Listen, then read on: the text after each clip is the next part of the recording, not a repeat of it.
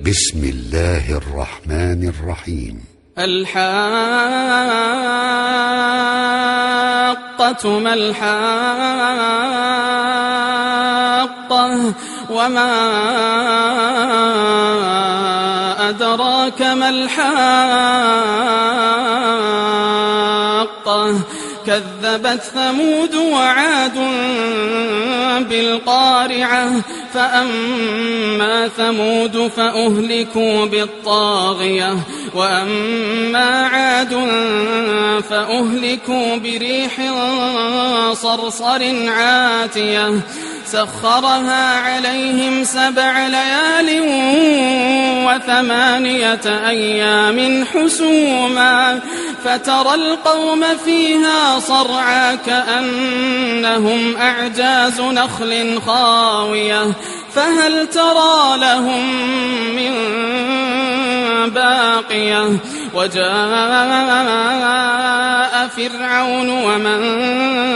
قبله والمؤتفكات بالخاطئة فعصوا رسول ربهم فأخذهم أخذة رابية إنا لما طغى الماء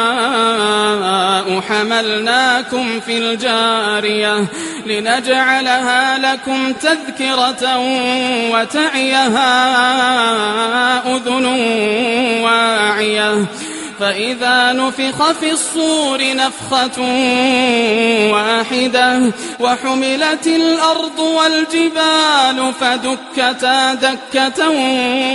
واحدة فيومئذ وقعت الواقعة وانشقت السماء فهي يومئذ واهية والملك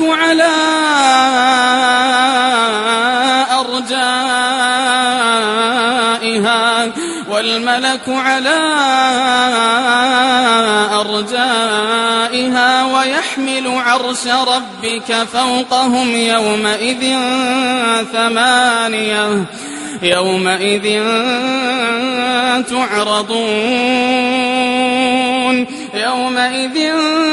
تعرضون لا تخفى منكم خافية فأما من أوتي كتابه بيمينه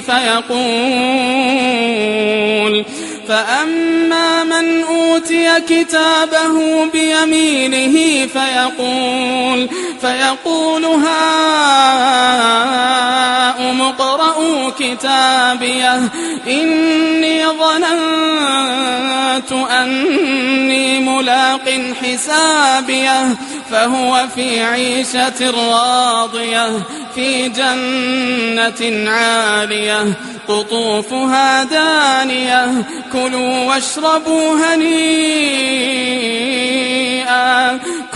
واشربوا هنيئا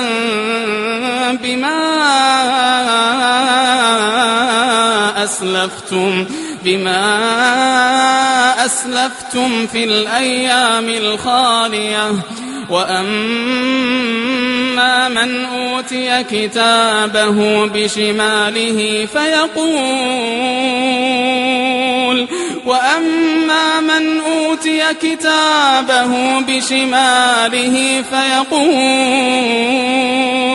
فيقول يا ليتني لم أوت كتابيه ولم أدر ما حسابيه يا ليتها كانت القاضية ما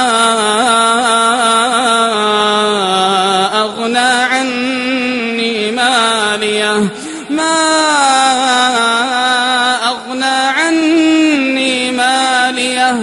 هلك عني سلطانيه خذوه فغلوه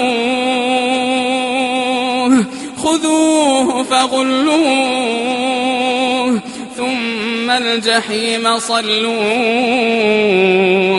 ثم في سلسلة ذرعها 70 ذراعا فاسلكوه إنه كان لا يؤمن بالله العظيم إنه كان لا يؤمن بالله العظيم ولا يحض على طعام المسكين فليس له اليوم هاهنا حميم ولا طعام إلا من غسلين لا يأكله إلا الخاطئون فلا أقسم بما تبصرون وما لا تبصرون إنه لقول رسول كريم وما هو بقول شاعر قليلا ما تؤمنون ولا بقول كاهن قليلا ما تذكرون تنزيل من رب العالمين ولو تقول علينا بعض الأقاويل لأخذنا منه باليمين ثم لقطعنا منه الوتين فما منكم من أحد عنه حاجزين وإنه لتذكرة للمتقين وإنا لنعلم أن منكم مكذبين وإنه لحسرة على الكافرين وإنه لحق اليقين فسبح باسم ربك العظيم.